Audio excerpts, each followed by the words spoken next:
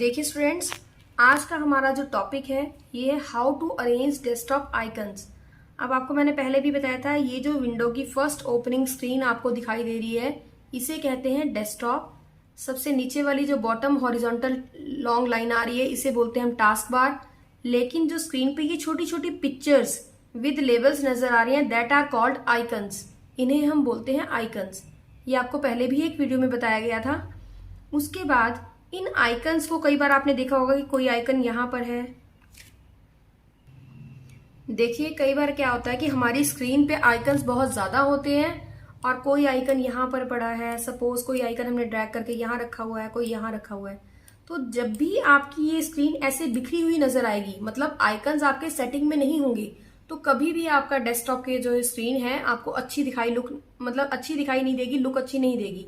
क्योंकि डेस्कटॉप की अपीयरेंस हमेशा अच्छी होनी चाहिए। सपोज आप अपने स्टडी टेबल के ऊपर बैठे हैं और आपका सारा सामान बिखरा हुआ है, तो वो क्या अच्छा लगेगा? नहीं।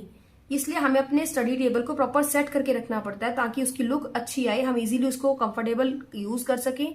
इसी तरह से डेस्कटॉप के ऊपर भी ऐसे बिखरे हुए आइकन्स बिल्कुल भी अच्छे नहीं लगते हैं। तो इन आइकन्स को एक ऑप्शन तो ये है कि हम इन पे क्लिक करें और इसे ड्रैग करके जहां जहां सेट करना है वहां पर सेट करें। ड्रैग करना आपको सिखाया गया था कि माउस को क्लिक कीजिए किसी भी आइकन के ऊपर, क्लिक को प्रेस करके यानी कि होल्ड करके रखिए और धीरे धीरे माउस को मूव कीजिए। जहां जाकर आप माउस की क्लिक छोड़ेंगे वो आइकन वहीं पर मूव हो जाएगा। ऐसे ही आप किसी भी ऑब्जेक्ट को ड्रैग कर सकते हैं। अब हमें इन आइकन्स को सेट करना है, तो हम कैसे करेंगे? जो स्क्रीन का ये ब्लैंक एरिया आ रहा है आपका, जहां पर कुछ भी नहीं है, वहां पे राइट क्लिक कीजिए। यहां पर एक ऑप्शन आएगी व्यू। व्यू के अंदर देखिए ऑप्शंस आ रही हैं ऑटो अरेंज आइकन्स। आप इस ऑप्शन पे क्लिक कर दीजिए। जैसे ही आप ऑटो अरेंज आइकन्स करेंगे देखिए आपके सारे आइकन्स लाइन में सेट हो गए हैं। ओके स्टूडेंट्स, इस तरह से आप अपने आइकन्स को अरेंज कर सकते हैं। सपोज आपने ऐसे नहीं करना तो आप राइट क्लिक कीजिए और फिर व्यू में जाएं और आप इस ऑटो अरेंज आइकन्स को ऑफ कर सकते हैं। इससे क्या होगा कि आप फिर से इन आइकन्स को मूव करके कहीं भी रख सकते हैं। अब एक चीज और बताती हूँ स्टूडेंट्स, जैसे हमने अपने 4th चैप्टर में एक चीज पढ़ी थी कि हम अपने आइकन्स को एडजेसेंट और नॉन एडजेसेंट फॉर्म में सेलेक्ट कर सकते हैं। अब एडजेसेंट फॉर्म क्या होती है? जिसके अंदर हम सीक्वेंस में किसी चीज को कॉन्टिन्यूटी में सिलेक्ट करना चाहते हैं। लेकिन नॉन एडजेसेंट क्या होती है? जब हम किसी चीज को बीच बीच में से सिलेक्ट करें, यानी कि रैंडमली सिलेक्ट करना चाहें। अब इन आइकन्स में से अगर मुझे यहाँ इस आइकन को लेकर यहां से यहां तक के सारे आइकन सेलेक्ट करने हैं, तो देखिए क्या ये सिलेक्ट हो रहे हैं? जब मैं कंप्यूटर आइकन पे क्लिक करती हूँ तो वो सेलेक्ट होगा, उस पर ऊपर एक बॉक्स बन जाएगा। लेकिन जब मैंने यहाँ से नेक्स्ट ऑप्शन पे क्लिक किया तो पहले वाले की सिलेक्शन हट गई, क्योंकि हम वन टाइम पे वन ऑब्जेक्ट को ही सिलेक्ट कर सकते हैं। लेकिन अगर हमें ज्यादा ऑब्जेक्ट्स को सिलेक्ट करना है तो हम क्या करेंगे? शिफ्ट और कंट्रोल की को यूज करेंगे। ये हम 4th चैप्टर में कर चुके हैं। अब आप देखिए कि जब मैंने सीक्वेंस में इन सारे आइकन्स को एक साथ सेलेक्ट करना है तो हम क्या करेंगे? सबसे पहले फर्स्ट आइकन पे क्लिक करेंगे, फिर एडजेसेंट आइटम्स को यानी कि लगातार सेलेक्ट करने के लिए हमें प्रेस करना है कीबोर्ड से शिफ्ट की।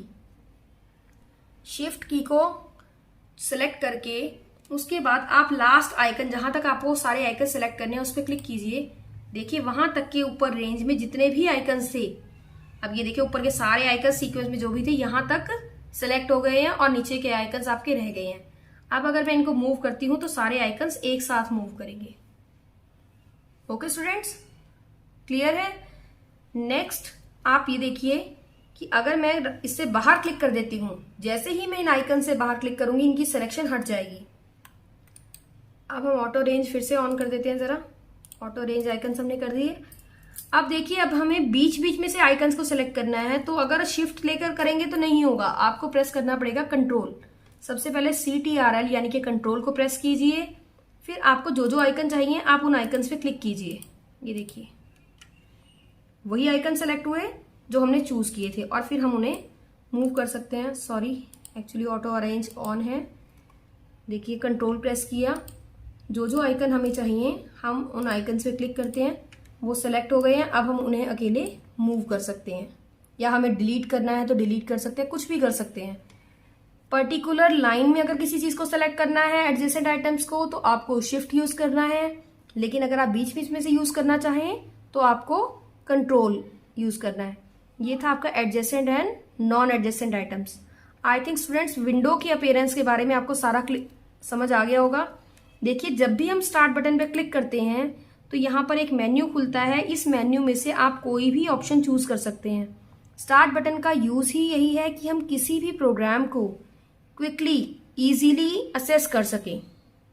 और एक चीज और, टास्क बार के ऊपर कॉमनली जो हमारे कुछ प्रोग्राम्स होते हैं उनको छोटे छोटे बटन्स बने होते हैं। ये देखिए, जिस चीज को भी आपने ओपन करना है आप उस पर क्लिक कर दीजिए, वो ओपन हो जाएगा। कोई भी विंडो खुलती है उसके ऊपर 3 बटन्स होते हैं, minimise, maximise and close. Maximise का बटन रीस्टोर भी बन जाता है। जब रीस्टोर करेंगे तो ये विंडो छोटी हो जाएगी और इसी बटन पे दोबारा क्लिक करेंगे तो विंडो बड़ी हो जाएगी। अगर आपकी विंडो रीस्टोर फॉर्म में है तो आप यहाँ इसके टाइटल बार यानी कि ऊपर क्लिक करके विंडो पे इसे ड्रैग करके कहीं भी स्क्रीन पे मूव कर सकते हैं। देखिए ऐसे। और लेकिन अगर आपने मैक्सिमाइज कर रखा है फिर आप विंडो को ऐसे मूव नहीं कर सकते। मिनिमाइज के बटन पे क्लिक करने से विंडो छोटी हो जाएगी और टास्क बार के ऊपर इसका बटन बन जाएगा। जब आप क्लोज कर देते हैं तो आपकी कोई भी एप्लीकेशन जो आपने खोली है वो बिल्कुल स्क्रीन से बंद हो जाएगी। देखो, अब टास्क बार के ऊपर भी इसका बटन नहीं आ रहा। ओके स्टूडेंट्स, आपने इन सब चीजों को ध्यान से करना है, इसकी प्रैक्टिस करनी है। Good bye.